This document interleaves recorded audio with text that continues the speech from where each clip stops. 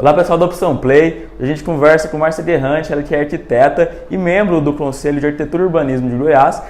Seja muito bem-vinda, Márcia, ao Opção Play. Obrigada, Marcela, é um prazer estar aqui.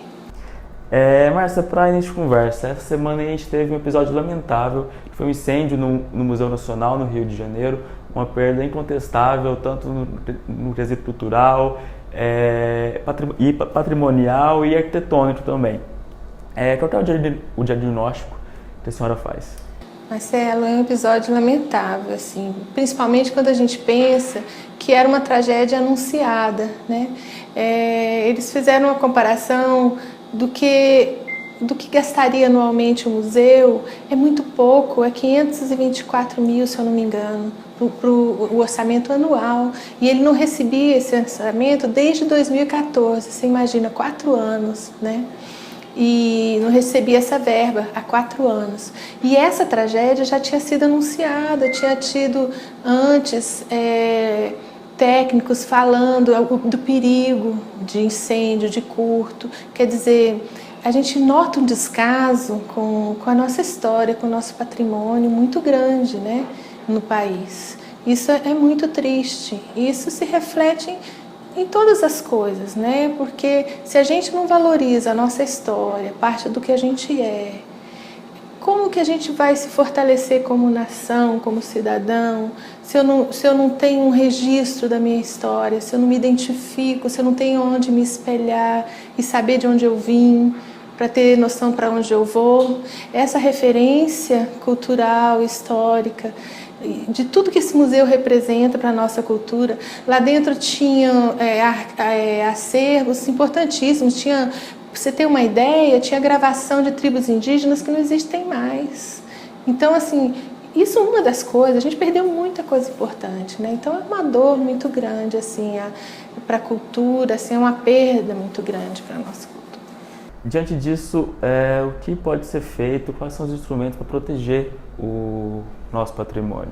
Então, eu acho que são criados muitos instrumentos de proteção. A gente tem órgãos de proteção, que por sinal o IPHAN, assim, passou, que é um órgão importante que a gente tem, passou um período enorme perdendo técnicos, sem verba suficiente. Agora eles vão fazer um concurso, recentemente foi lançado um concurso para repor técnicos, né? Mas a gente vê assim que não tem uma verba destinada para isso, né? O que pode ser feito? A nível governamental, muita coisa deveria ser feita, mas a gente, como cidadão, tem muito o que fazer também. Quando eu me posiciono, quando eu peço defesa, quando eu olho para o patrimônio e falo, aquilo é meu, é minha história, eu tenho que cuidar disso.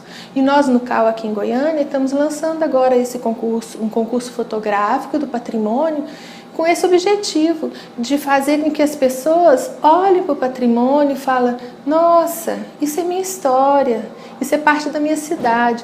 Goiânia é uma cidade com patrimônio muito recente, né? É uma cidade nova, jovem, se for comparar com Ouro Preto, com outras cidades históricas que a gente tem.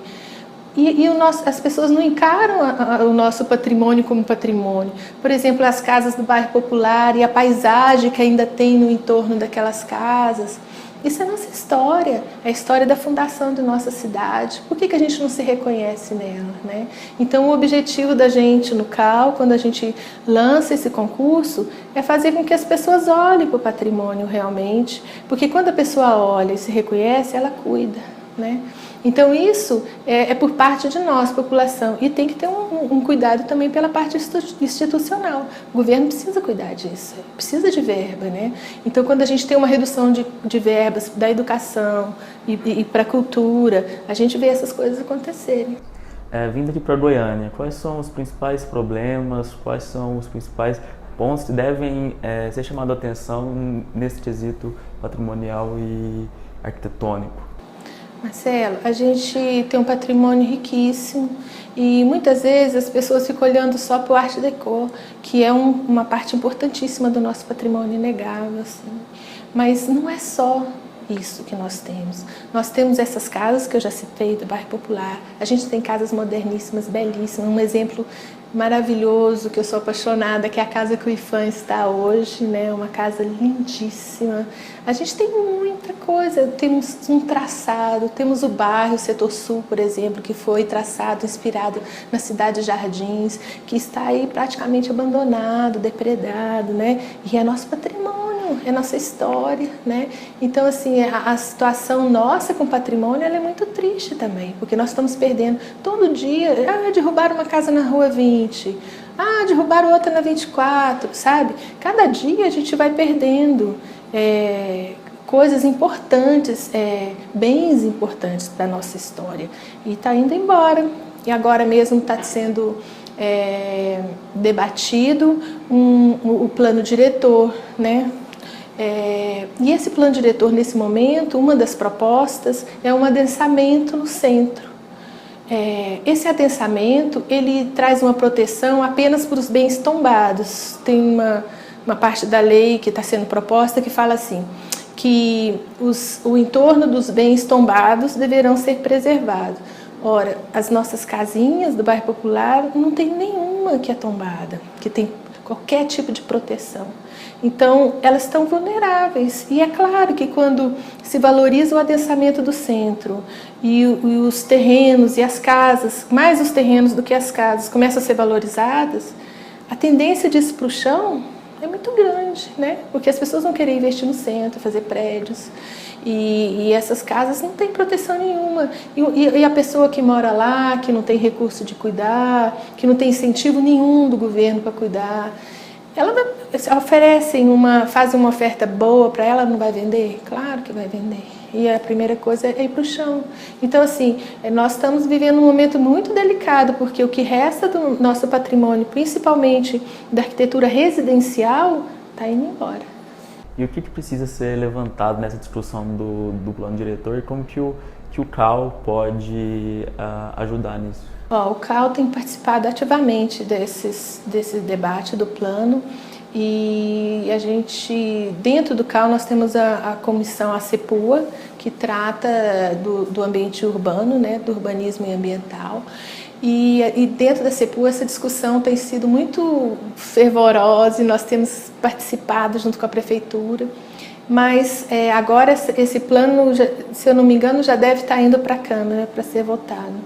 E a gente tem limite de atuação, né? O que eu acho que todo mundo tem que fazer é ter um olhar crítico e realmente se colocar em relação a isso, né? A nossa cidade, a nossa vida, né? Isso atinge a gente de uma maneira muito forte. A gente tem notícias da prefeitura também fazendo algumas ações, não oficialmente ainda, mas com alguma preocupação com as praças. Tem alguns projetos em andamento que a gente ouviu falar, mas nada oficialmente ainda. A gente vê que tem uma preocupação, mas precisa ser mais, pela urgência, sabe?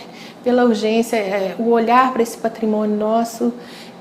Tá passando da hora da gente mudar a postura e falar, opa, peraí, aqui não, o traçado não. O traçado do Setor Sul, por exemplo, é um traçado que foi feito baseado na cidade de Jardins, né? Inspirado na cidade de Jardins, e ele tem as áreas verdes entremeadas no próprio traçado. Ele favoreceria a convivência das pessoas, ele tem toda uma estrutura de conceitual que apoia ele, que está abandonado, assim. Quando se passou a Cora Coralina, a Avenida Coralina, cortando um traçado importante desse, você já fala assim, esse traçado não é importante, né? E assim, e aí instala uma universidade no meio de lá, que muda todo o fluxo, que faz as pessoas se mudarem de lá, porque vai instalar uma casa de xerox, uma lanchonete. Aquele terreno que era residencial passa a ser comercial, e tudo vai mudando, né? E, claro, a cidade é dinâmica, ninguém quer que a cidade congele como ela está. Mas é preciso que a gente tenha um olhar para o patrimônio dentro da cidade dinâmica, sabe? Assim, um incentivo para que essas casas possam ser usadas com funções novas, sim, mas protegidas na característica original delas. Mais especificamente sobre essa questão do adensamento, tudo mais, Goiânia tem um crescimento pujante e o mercado imobiliário está cada vez mais de olho nisso, né? Vem sendo construídos cada vez mais prédios, mais arranha-céus e tudo mais. Como equilibrar isso? Como é possível equilibrar isso? Então, isso é um assunto de debate, eu acho que no mundo inteiro, e cada vez as pessoas têm buscado soluções, né?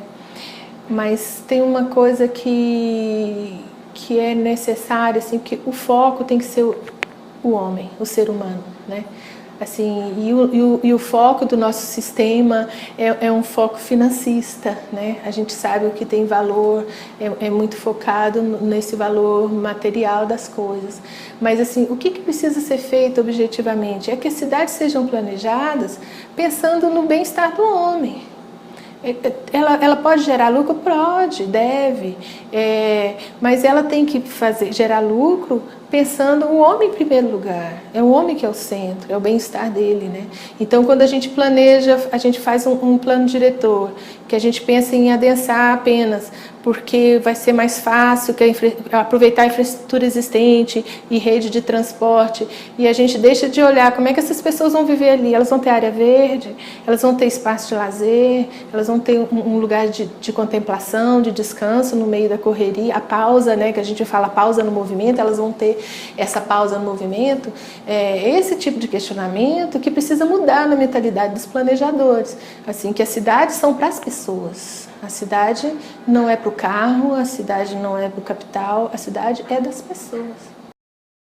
Márcia, para finalizar a entrevista, queria que a senhora comentasse um pouco mais sobre esse concurso que o CAL está promovendo, essa mostra fotográfica, né, que é o objetivo do concurso. Então, Marcelo, esse concurso ele foi pensado realmente para incentivar, para trazer o olhar das pessoas para o nosso patrimônio, principalmente depois dessa tragédia que a gente vive com o museu, a gente refletir um pouquinho e olhar para o que a gente tem ainda. Porque se a gente não olhar para o que a gente tem ainda, daqui a pouco não vai ter nem isso, né? E essas casas que a gente tem estão indo embora, a gente tem um patrimônio arquitetônico, art déco muito rico, e muitas outras coisas. Temos um traçado da cidade maravilhoso, e a gente tem elementos na cidade lindíssimos. E a gente espera que com esse concurso as pessoas olhem para isso mais carinhosamente, registrem isso. Maiores informações no site do CAL, as inscrições são gratuitas. O site do CAL é www.calgo.gov.br e lá vocês vão ter mais informações. Os 3 primeiros lugares, as 3 fotos mais votadas vão receber prêmios e depois nós vamos fazer uma exposição com as 80 melhores fotos. Eu acho que vai ser um evento muito interessante e muito importante nesse momento que a gente está vivendo. Então é isso, muito obrigado pela participação aqui, Márcia, na Opção Play. Obrigada, Marcelo.